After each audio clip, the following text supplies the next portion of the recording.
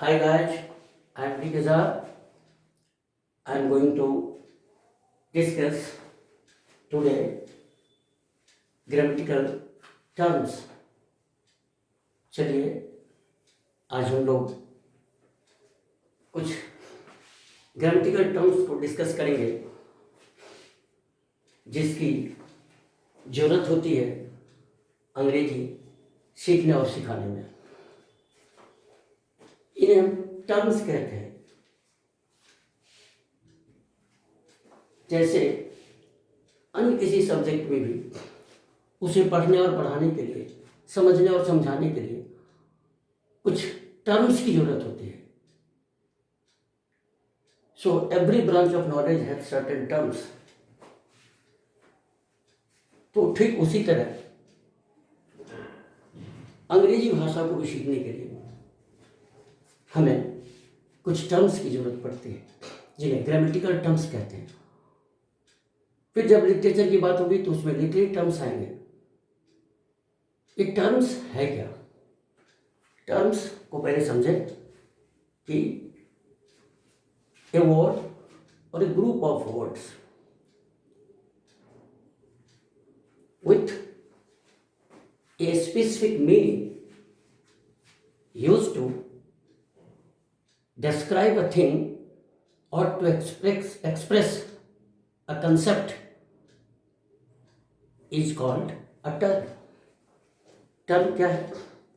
तो सामान्य जो अर्थ होते हैं शब्द का, उससे हटके अर्थ रखता है और किसी वस्तु या कंसेप्ट को स्पष्ट रूप से व्यक्त करता है, जिसकी जरूरत हमें लगभग सभी क्षेत्रों में पड़ती है। अब एग्जाम्पल के तौर पर अगर कोई म्यूजिशियन है तो उसके अपने टर्म्स हैं, फिजिक्स है तो उसके टर्म्स हैं, केमिस्ट्री के टर्म्स हैं। हर सब्जेक्ट, हर विषय में प्रयुक्त होने वाले कुछ विशेष अर्थ रखने वाले शब्द होते हैं जो किसी कंसेप्ट को व्यक्त करता है। उस तरह अंग्रेजी में भी लैंग्वेज सीखने के लिए हमें टर्म्स की जरूरत पड़ती है। जैसे for example subject, predicate, object, complement, absolute participle, gerund, apposition, adjunct, इस तरह ढेर सारे टर्म्स हैं। तो बिना उसे जाने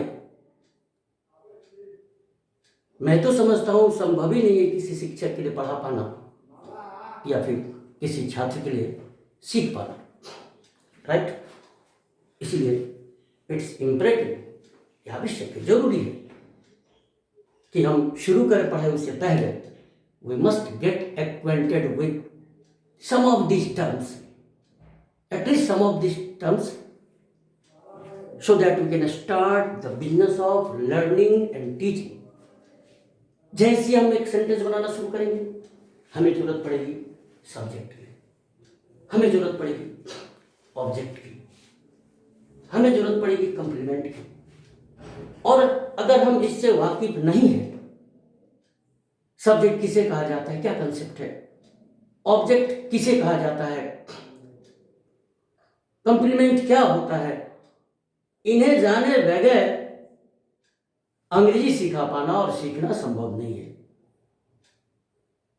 तो चलिए हम जब टेंस पर आएंगे इससे पहले कुछ टर्म्स डिस्कस करेंगे, जिसमें आज हम देखते हैं सब्जेक्ट और प्रेडिकेट। तो कम से कम हम सब्जेक्ट देखेंगे, प्रेडिकेट तो अभी चर्चा हो जाएगी। तो आप ध्यान रखें कि टेंस से हमारा सेंटेंस बनना शुरू हो जाएगा और टेंस से पहले आप समझिए some of this terms are प्री रिक्विजिट for teaching activities to take place. पढ़ाई लिखाई शुरू हो उससे पहले इनकी जरूरत है, जिसमें कम से कम सब्जेक्ट, ऑब्जेक्ट, कंप्लीमेंट, हम वर्ब को भी डिफाइन कर लेंगे तो उसकी भी जरूरत है। उसी के आधार पर कंप्लीमेंट ऑब्जेक्ट होगा, प्रीपोजिशन, केस। फिर इसके बाद हम शुरू कर सकते हैं पढ़ाई लिखाई का काम।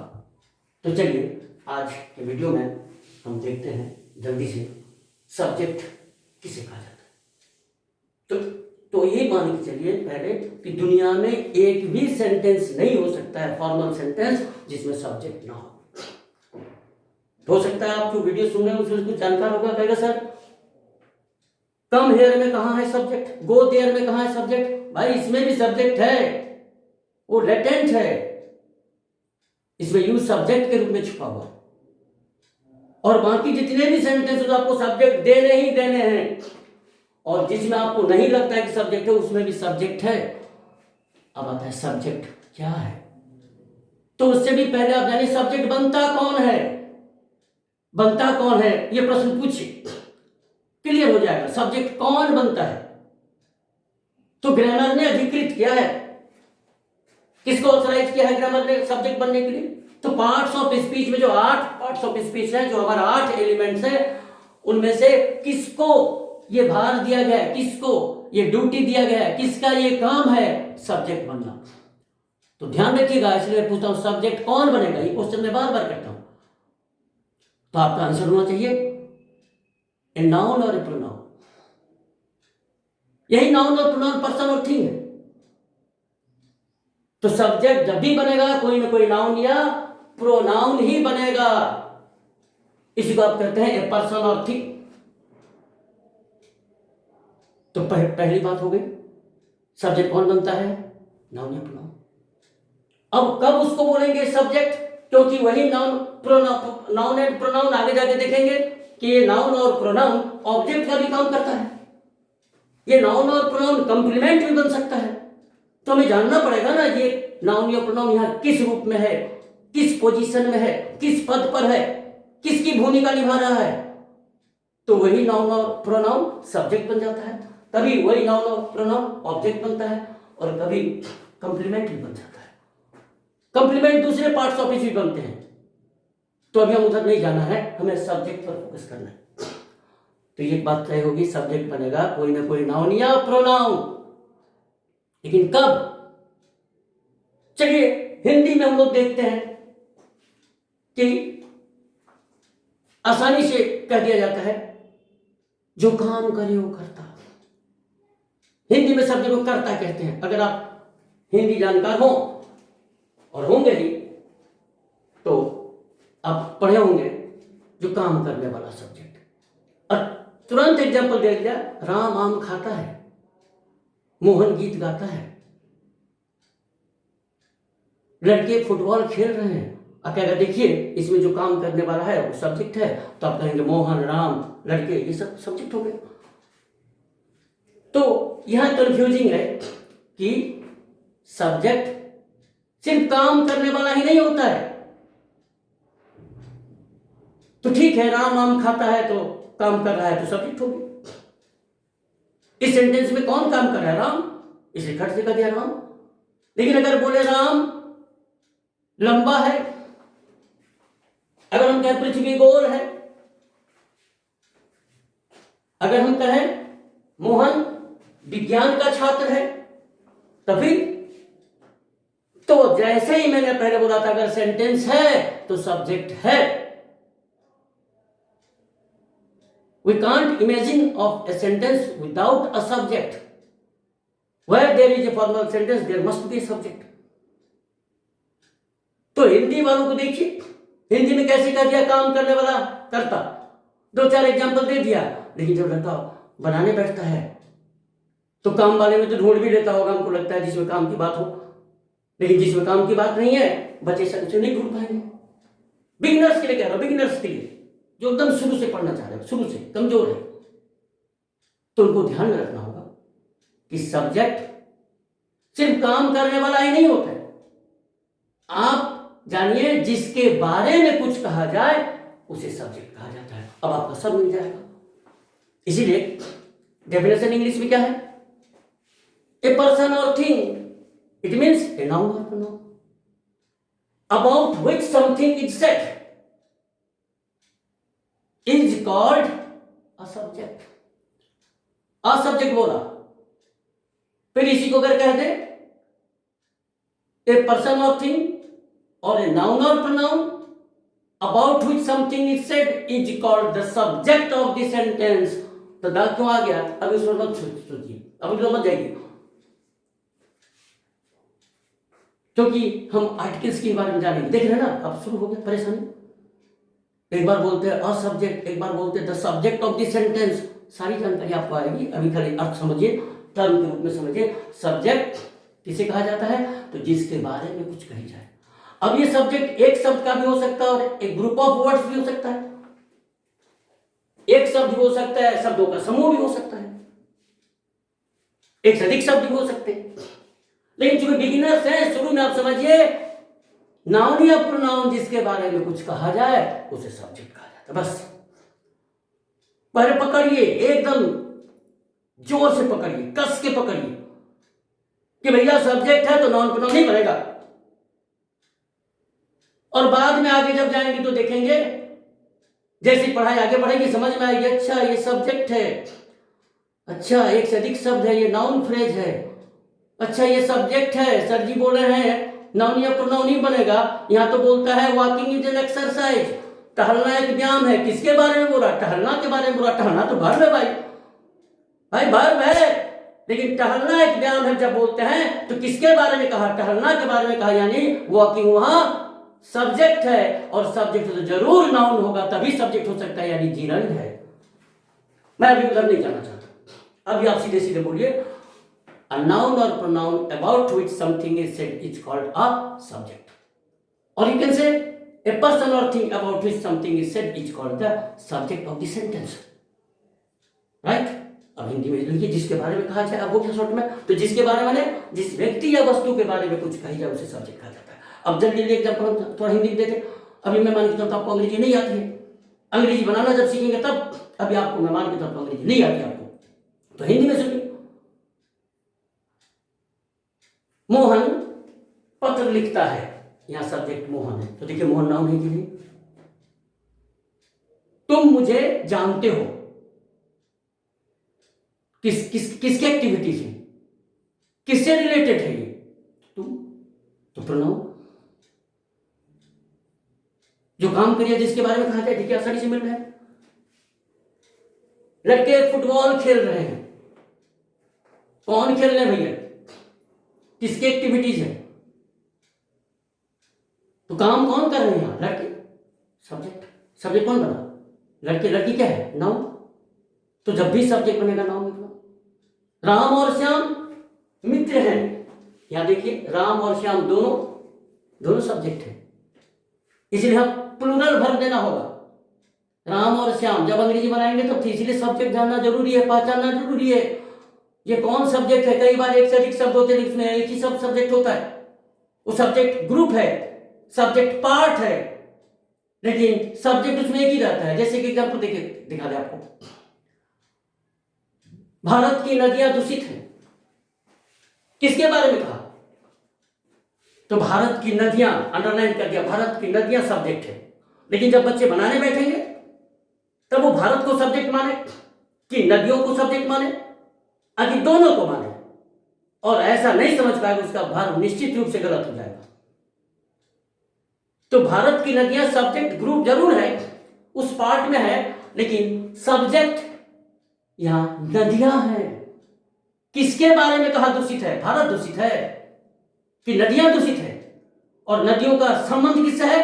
भारत से, इसलिए दोनों एक साथ रहते हुए भी सब्जेक्ट यहां नदियां हैं। इंग्लिश में जब बनाएंगे तो बोलेंगे the rivers of India are polluted.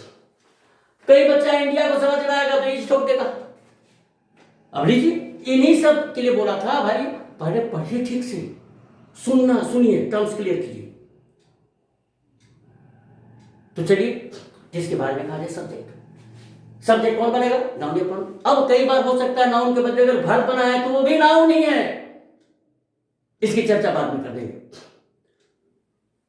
अगर कोई फ्रेज है तो नाउन फ्रेज है, अगर कोई क्लॉज सब्जेक्ट बना तो नाउन क्लॉज है, और आप बड़ी आसानी से क्लॉज निकाल लेंगे आगे देखिएगा, आप तुरंत निकाल लेंगे जो कौन सा क्लॉज है भाई, नाउन क्लॉज के एडजेक्टिव क्लॉज के एडवर्ब क्लॉज है। नहीं बच्चा समझ पाता आसानी से, वो खाली बोलने या लिखने में लगा रहता है। जब तक आप विधिवत नहीं समझते हैं परेशानी आपको होगी। ऊपर ऊपर कुछ कुछ हो जाएगा। चलिए, तो सब्जेक्ट इज डन, समझ लीजिए। सब्जेक्ट काम करने वाला भी हो सकता है, जिसके बारे में कहा जाए वो भी हो सकता है। पृथ्वी गोल है, द अर्थ इज राउंड। किसके बारे में स्टेटमेंट है, किसके बारे में कहा? पृथ्वी के बारे में कहा। एडजेक्टिव अगर बनता है तो वो भी सब्जेक्ट बनता है, तो उसको भी नाउन बनना पड़ेगा। The poor are blessed, the poor are happy. गरीब लोग खुशनसीब है, प्रसन्न है, रहते हैं। किसके बारे में कहा? गरीब।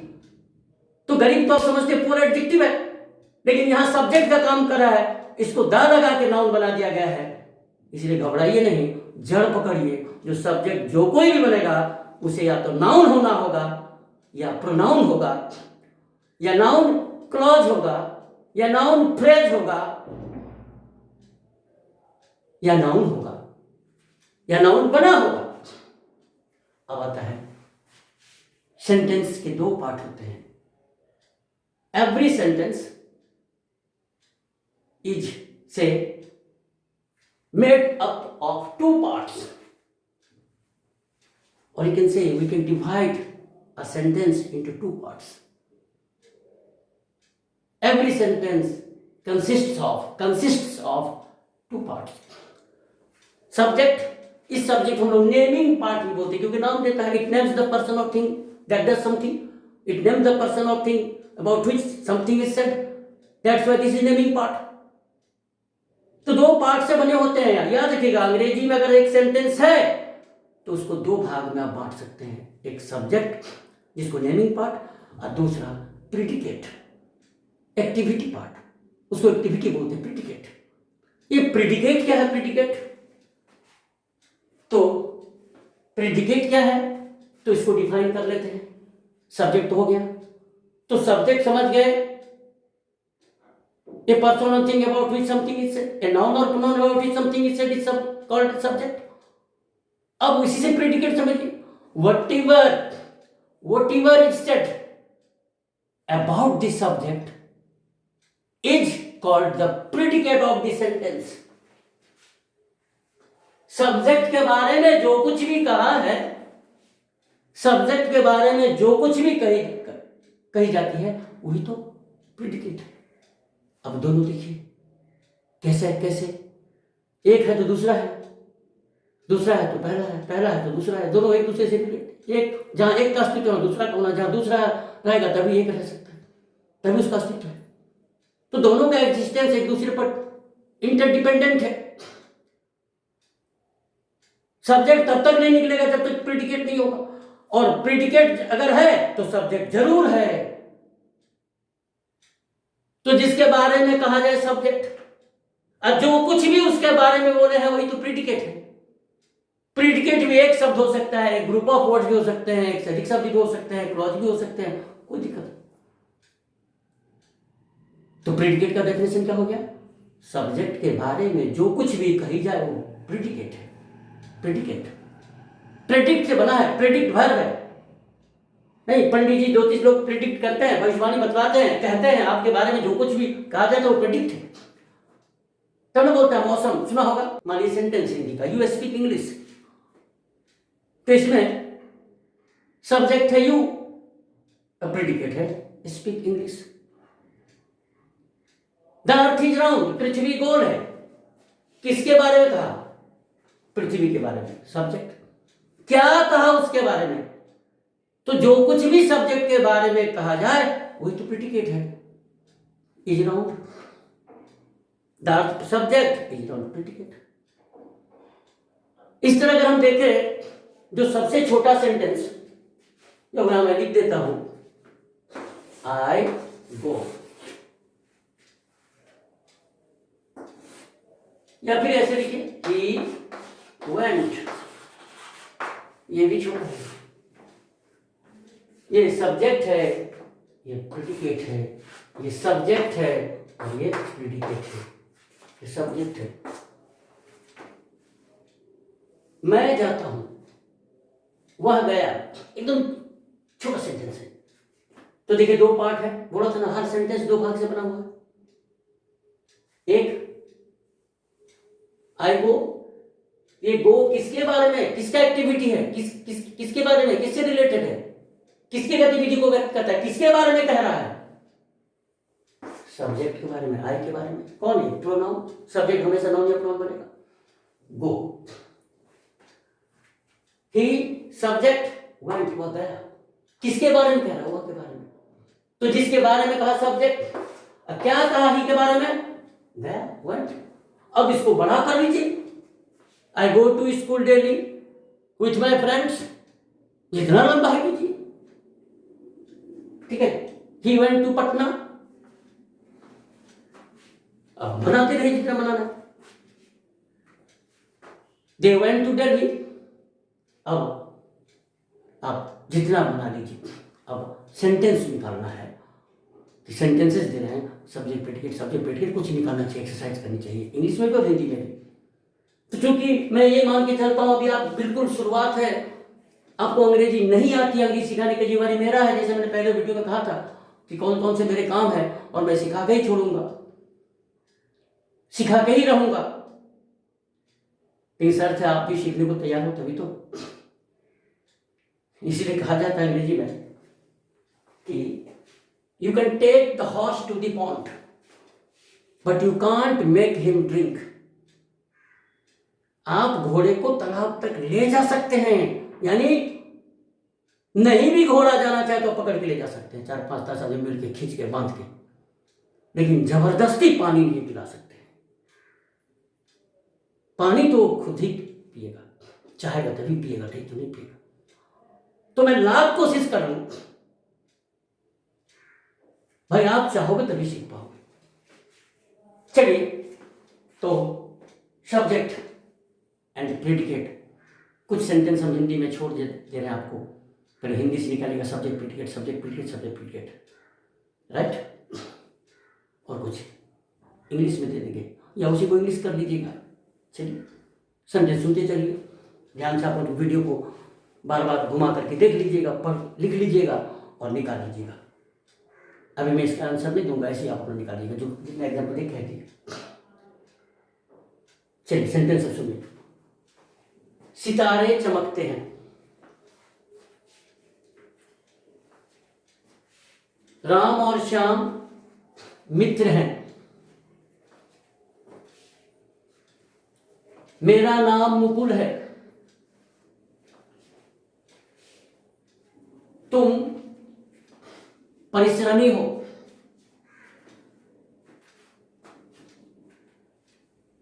वह दूध बेचता है,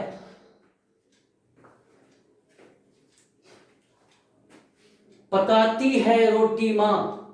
थोड़ा इन्वर्स कर दिए हैं देखने के लिए आप सब्जेक्ट ढूंढ पाते हैं कि नहीं ठीक से, इसलिए फिर सुनिए। पकाती है रोटी मां,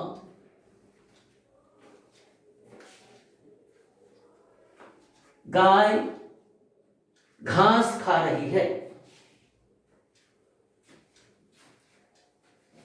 उसने मुझे कलम दी,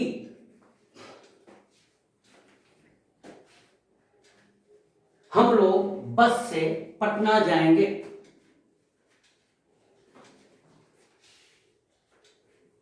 पतंग का रंग काला है। इसको ध्यान से बनाइएगा, मैं फिर कह रहा हूं, खोजिएगा इसको ध्यान से। पतंग का रंग काला है। ठीक उसी तरह जैसे भारत की नदियां दूषित है, पतंग का रंग काला है, लड़के फंस जाते हैं।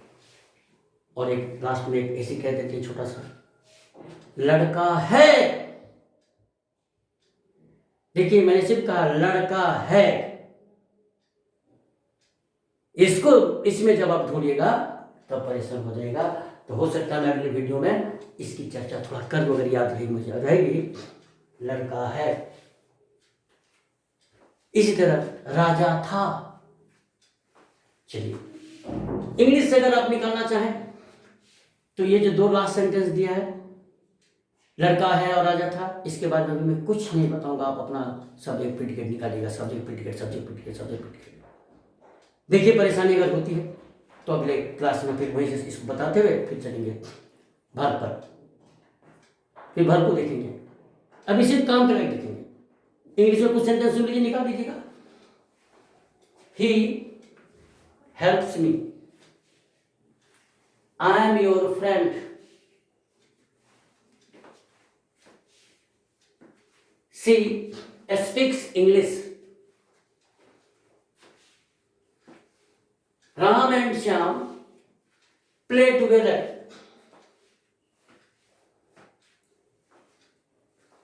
They were lost in playing. They were lost in playing.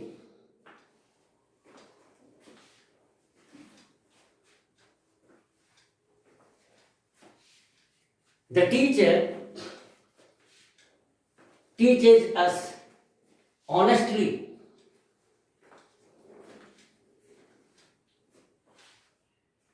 You, he, and I are friends.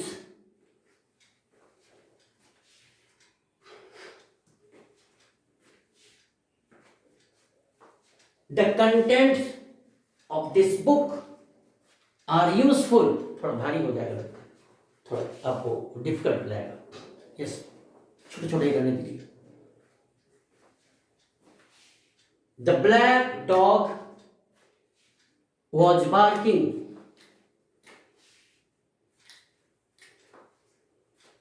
My sister is a doctor.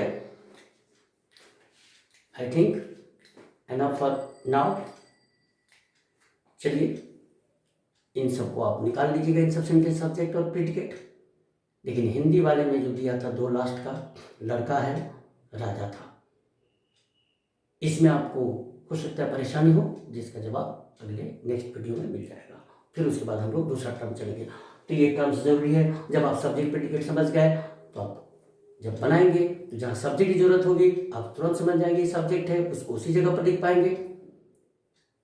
Thank you. Enough for today. See you. Bye.